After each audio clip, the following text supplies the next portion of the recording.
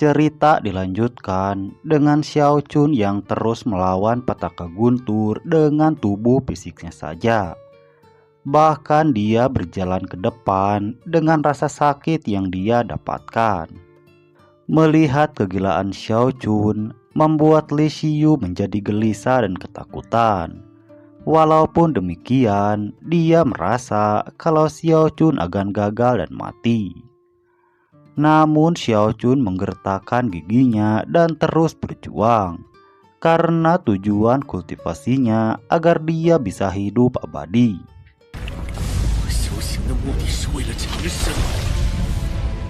Pada saat yang sama Xiao Chun telah mencapai lapisan ke-9.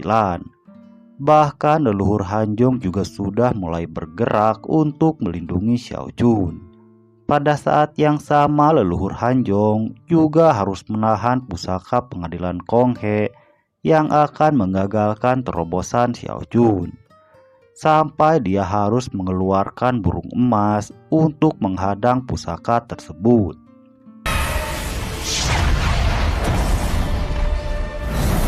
Di sisi lain, Xiao Chun telah kehilangan aura spiritualnya yang mempengaruhi terobosan.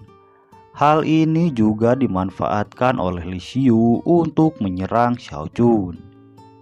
Namun saat serangannya akan mengenai Xiao Chun, dia menjadi terkejut karena energi spiritualnya yang kembali dan menghalangi serangannya. Di saat yang sama, Xiao Chun juga telah berhasil memadatkan inti core. Dia lalu memulai proses selanjutnya untuk menyatukan inti dengan tubuhnya. Dengan proses ini semua luka yang diderita Xiao Chun juga menghilang dan kembali sembuh seperti sebelumnya.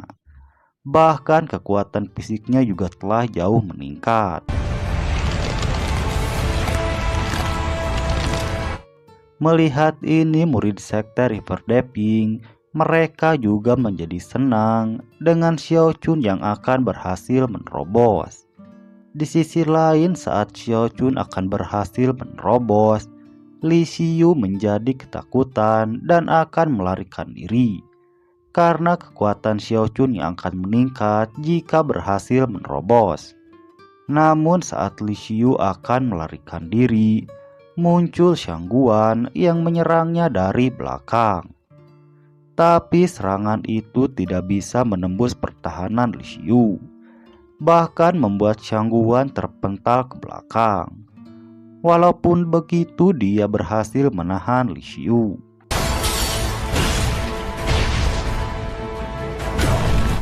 Akan tetapi Shangguan tidak mau menyerah begitu saja. Dia lalu mengeluarkan roh pedangnya dan kembali menyerang Li Xiyu. Melihat pedang Shangguan yang mulai retak, Juo Xingqi dan rekannya lalu membantu Shangguan untuk melawan Li Xiyu. Mereka berdua lalu menyalurkan energi mereka pada pedang roh Shangguan. Sementara itu Xiao Chun masih terus melanjutkan proses penyatuan inti core dengan tubuhnya. Saat ini dia juga melihat Shangguan dan yang lainnya sedang menahan Li Xiyu.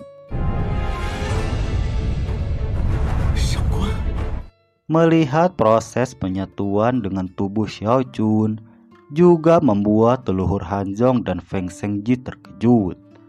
Bahkan tetua pengadilan Konghe juga terkejut karena Xiao Chun telah memadatkan inti ganda yang tidak hanya menaikkan ranahnya, tapi juga membuat fisiknya meningkat pesat.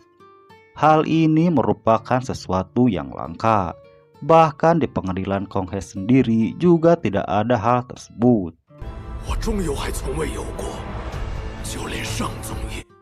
Melihat kekuatan Xiao Chun yang terus melonjak, Li Xiyu berniat untuk membunuh Shangguan dan yang lainnya. Dia lalu menyerang Shangguan yang sedang terlempar. Untungnya dia berhasil diselamatkan oleh Juo Xingqi. Melihat Juo Xingqi dalam bahaya, seniornya lalu bergegas dan menjadikan tubuhnya untuk menghalangi serangan Li Xiyu. Namun walaupun dia mengorbankan dirinya, Zhuo Xingqi tetap terkena serangan hingga rohnya terpisah dari badannya. Hal ini juga membuat Xiao Chun meraung marah dan langsung menyatukan inti gandanya.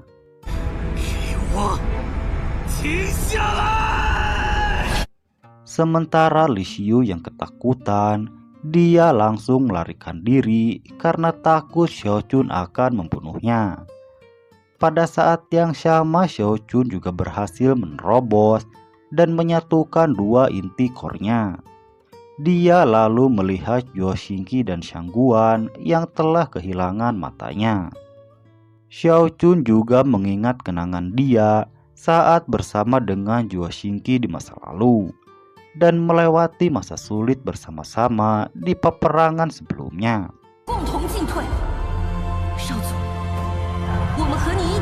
Setelah itu dia meraung dan mengejar Li Xiu yang sedang melarikan diri. Xiao Chun juga terus menerjang dan membantai puluhan murid pengadilan Konghe yang telah menghadangnya. Sampai Xiao Chun pun bisa menyusul Li Xiu dan memukul wajahnya hingga gigi Li Xiu terpental.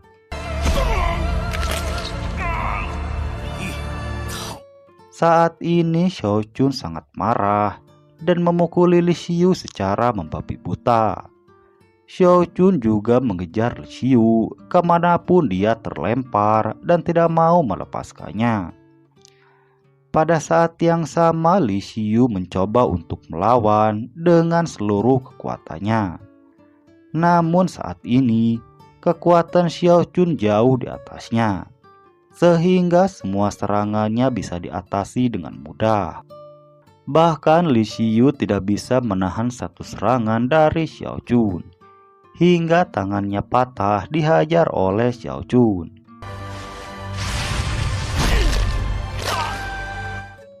Xiao Chun juga tidak mau berhenti dan terus membabi buta melepaskan semua amarahnya untuk membalaskan dendam murid sekte Reaper Deping yang telah dibunuh Li Xiu. Menyadari situasinya saat ini, Li Xiu berniat untuk membakar inti core-nya agar kekuatannya meningkat, sama dengan centong sebelum dia mati. Saat melihat ini, Xiao Chun tidak mau membiarkannya. Dia lalu mengeluarkan mata Dharma dan menyerang bagian inti core Li Xiu.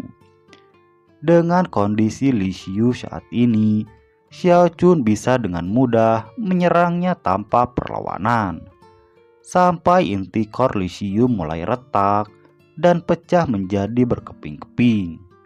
Dengan itu Li Xiu juga telah mati di tangan Xiao Chun. Setelah berhasil membunuh Li Xiu, Xiao Chun juga kembali teringat dengan Zhuo Xingqi dan Senior Qian di masa lalu.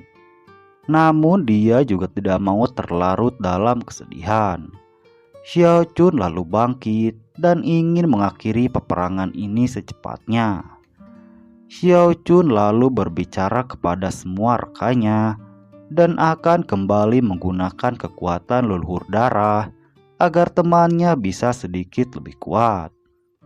Dia lalu naik ke udara untuk menopang sekte aliran darah dengan kekuatannya. Namun pada saat yang sama, puluhan murid pengadilan Konghe kembali datang dan menyerang. Melihat ini, Xiao Chun juga kembali meraung dan sekali lagi melakukan pembantaian.